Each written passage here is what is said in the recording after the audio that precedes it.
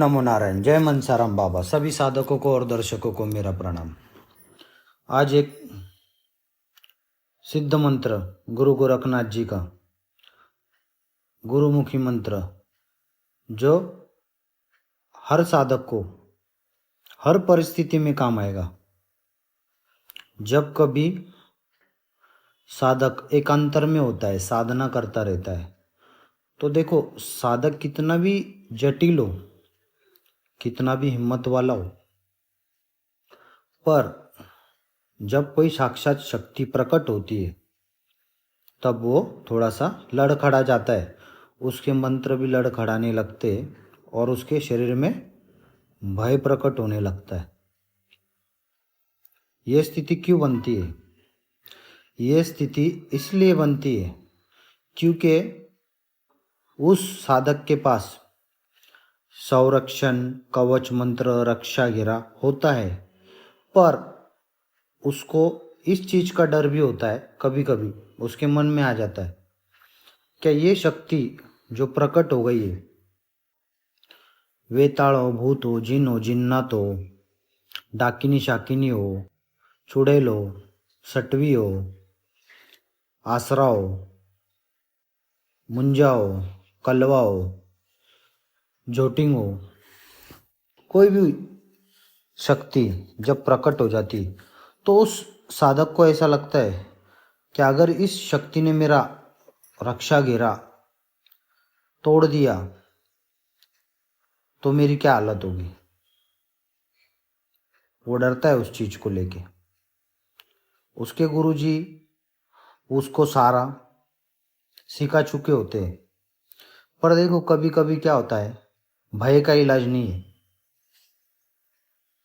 और एक तरफ से वो साधक भी सही होता है क्योंकि उसको उसकी जान की परवाह होती है, क्योंकि हर साधक के पीछे उसका परिवार होता है।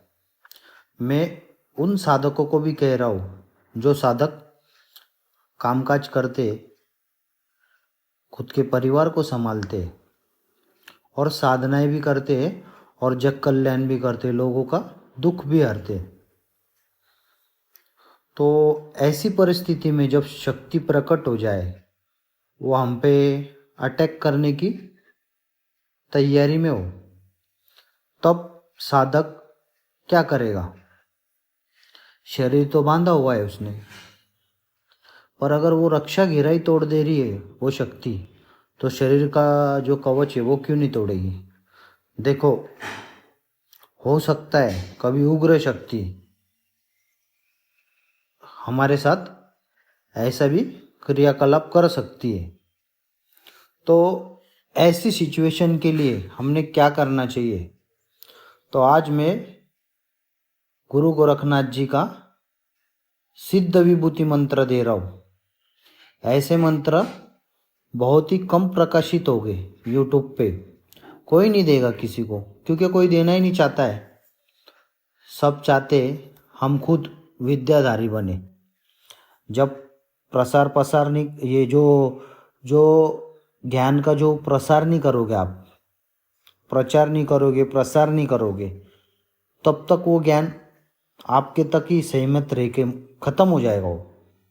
इसलिए अच्छे साधकों ने जो उनके पास की जो गुरुमुखी विद्या है, जो दे सकते, जो नहीं दे सकते, चलो वो तो मान लेंगे, गुरु का वचन होता है, कुछ चीज़ें नहीं दी जाती, पर जो दे सकते वैसी चीज़ें साधकों को देनी चाहिए। तो यह मंत्र क्या काम करता है? यह मंत्र से आपको गौ माता की गौरी, रान गौरी अगर मिल जाए तो बहुत अच्छा है। आपको जंगल में जो गौ माता गो कर देती है, गोबर कर देती है, वो ढूंढ ढूंढ के आपको वो गौरिया या फिर किसी पहचान वाले, जान पहचान वाले से रान गौरी आपको ले लेनी है। उसको जला करके उसकी भस्म बनानी है।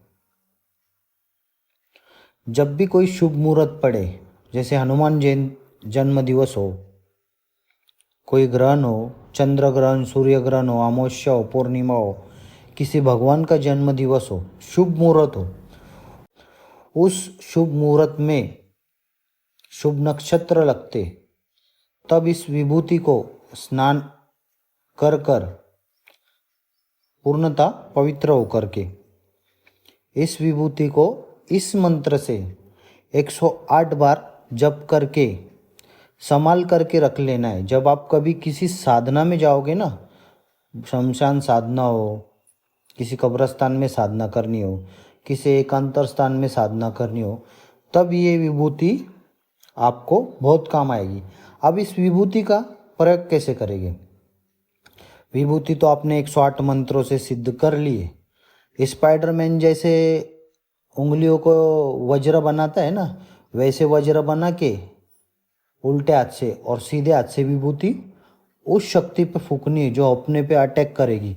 अभी आप मुंजा साधना कर रहे हो, मुंजा साधना करते करते आपके सामने कोई भलती शक्ति आ जाएगी, कोई अलग ही शक्ति, और वो आपकी साधना बिगाड़ना चाहे तो आप उसको आवाज़ दे के रोक सकते हो क्या? ए कौन है, तू रुक जा। वो रुकेगी क्या? नहीं रुकेगी। तो आपको क्या करना पड़ेगा, इस विभूति को 3 बार या 7 बार, अगर टाइम कम हो तो 3 बार पढ़ के भी आप फूकोगे जिस दिशा से वो शक्ति आ रही है या फिर सामने खड़ी, तो वो शक्ति स्तंभित हो जाएगी। और आप बोलोगे कि ए गुरु गोरखनाथ इसको फटकार लगा दो, तो उसको फटकार लगेगी, वो शक्ति को भाग जाएगी वहाँ से। तो ये इस तरह कार्य करता है। और इसके बाद और आपको ये तो प्रयोग मैंने बता दिया। आपको बेत की छड़ी लेनी है। कोई भी चंद्र ग्रहण, सूर्य ग्रहण, शुभ मुहूर्त में बेत की छड़ी पता कर लेना क्या होती है।